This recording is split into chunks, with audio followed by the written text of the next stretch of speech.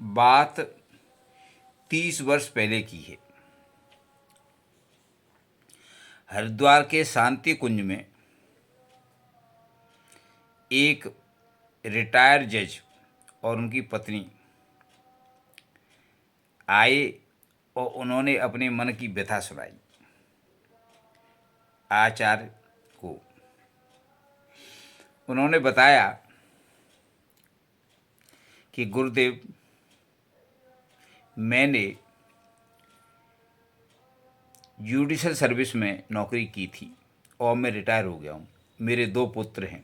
एक पुत्र लंदन में रहता है और दूसरा पुत्र दूसरे देश में रहता है। एक इंजीनियर है, एक डॉक्टर है। मेरी पत्नी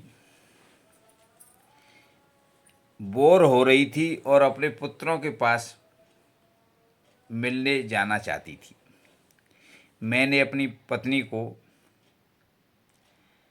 बड़े पुत्र के पास लंदन जाने के लिए टिकट बुक कराई और हवाई जहाज़ से भेज दिया। बड़े पुत्र ने बड़े आदर से उनका सत्कार, मेरी पत्नी का सत्कार किया। 3-4 दिन पत्नी मेरी रही थी, परंतु मेरे पुत्र की जो पुत्रवधू थी वो मॉडर्न थी, इसलिए 3-4 दिन बाद उसने ये कहना शुरू कर दिया कि माताजी को छोटे भाई के पास भेज देना चाहिए क्योंकि हमारा फ्लैट छोटा है। 3-4 दिन बाद पुत्र ने अपनी माँ से ये बात कह दी। माँ को अपने पुत्र का व्यवहार समझने में देर नहीं लगी, इसलिए माँ ने कहा कि आप मुझे मेरे छोटे बेटे के पास भेजने के लिए टिकट बुक करा दो। बड़े भाई ने छोटे भाई को पास भेजने के लिए अपने माँ का टिकट बुक कराया और माँ अपने छोटे बेटे के पास पहुंची। छोटे बेटे ने भी इसी तरह का व्यवहार किया।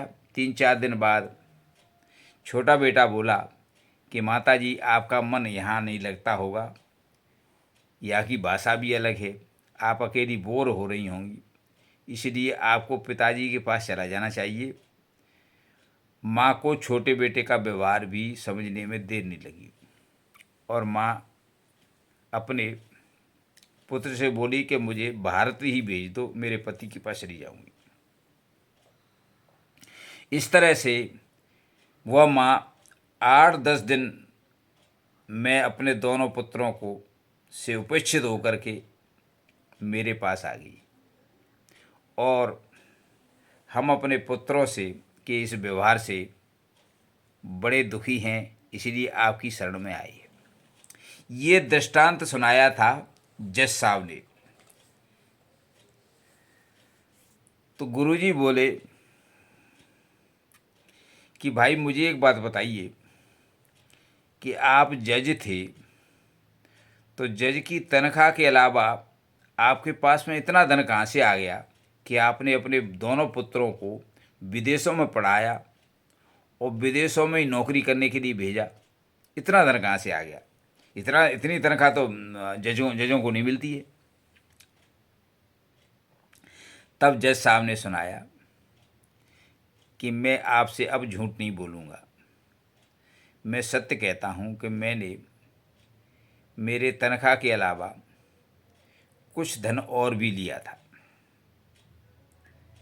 इस तरह से मैंने पाप तो किया है, परंतु किसी ने आसानी से दे दिया था, वही धन लिया है। तब गुरुजी ने कहा कि जज साहब, आपने आसानी से धन लिया है, परंतु आपका हक नहीं था उस पर। आसानी से दिया हुआ धन किसी दूसरे की आत्माओं को दुखी करता है।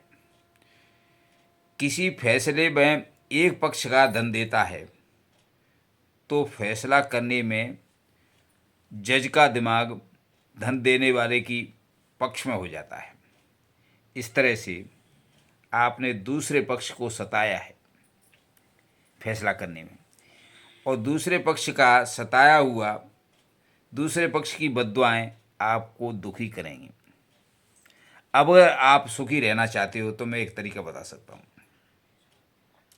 गुरुजी ने जज साहब को समझाया कि आप अपने समस्त धन को, जो अब इस समय है, उसको परोपकार में लगा दीजिए, फिर आप मेरे पास आना कि आपका मनोदशा क्या होती है। जज साहब गुरुजी से बात करके दिल्ली गए और उन्होंने सारी संपत्ति को, सारे मकान को, ज़मीन को, जायदाद को, जेवर को बेच करके परोपकार में लगा दिया और खुद भी दूसरों की सेवा में लग गए। इस तरह से जब 1 साल बाद वो लौटे आश्रम में तो उन्होंने कहा कि गुरुजी अब हमको बड़ा संतोष है, हम बड़े प्रसन्न हैं। ये घटना सत्य है, अभी 30-1 साल पुरानी बात है, ज़्यादा पुरानी बात नहीं है। परंतु ये घटना क्या सिद्ध करती है ये मैं बताना चाहता हूँ।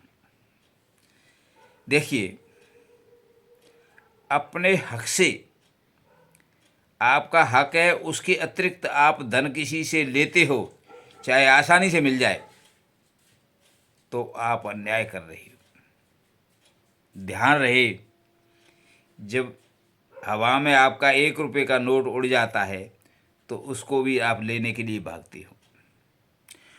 मोटरसाइकिल से चलते समय 1 रुपया गिर जाता है तो मोटरसाइकिल रोक करके उसको आप उठाते हो। कोई भी व्यक्ति अपने धन में से 1 रुपया भी बेकार खर्च करना नहीं चाहता है। फिर कोई आपको पैसा दे रहा है तो निश्चित रूप से किसी लाभ के लिए दे रहा है और आपसे अनुचित लाभ ले रहा है। यानी रिश्वत हमेशा अनुचित कार्य करने के लिए ही दी जाती है। इस प्रकार उन जज साहब ने वास्तविक ज्ञान होने के बाद में समस्त धन